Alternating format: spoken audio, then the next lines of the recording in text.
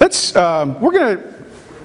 don't want you to lose hope. I left you on kind of a heavy moment there, and so that was for dramatic purposes. So I don't want you to lose hope. There is good news in this, in that we are pleased to share an approach to, a relational approach to managing conflict and preventing conflict that can lead to greater productivity, stronger relationships, and leaving everyone involved feeling good about themselves. The starting point for that is by redefining conflict.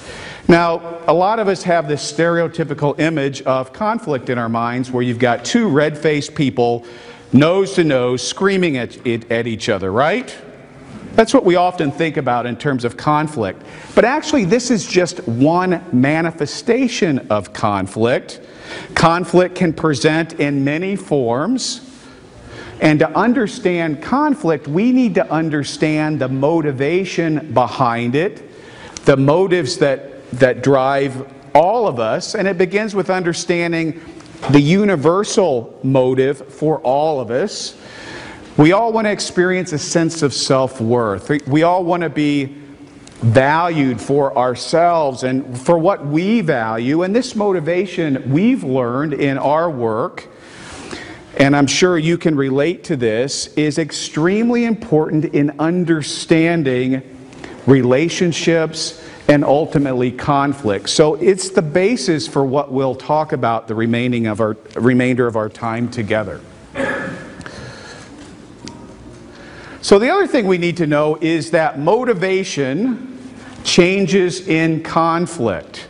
And so I'd like to test this a little bit and to do a little heuristic learning, and I invite everybody to stand up. Would you do that with me?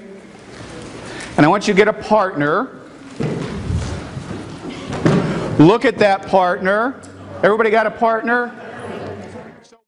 Because I gave you a task and I created a challenge for both parties, obstacles to overcome.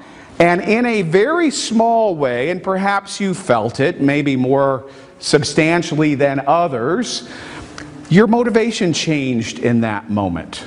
And now people generally approach this, the fist opening task in several ways. Some people will play that nice, well, please, please, please open your fist.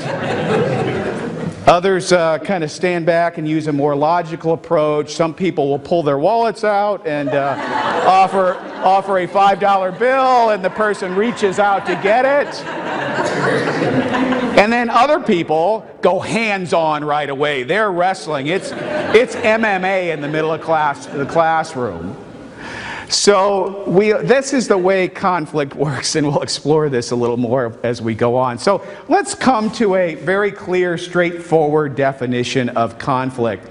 And as we've defined, or as Dr. Porter defined it in relationship awareness theory, the theorist on whose work we base our work in our book, Have a Nice Conflict, conflict is defined as an emotional reaction to a perceived sense of self-worth.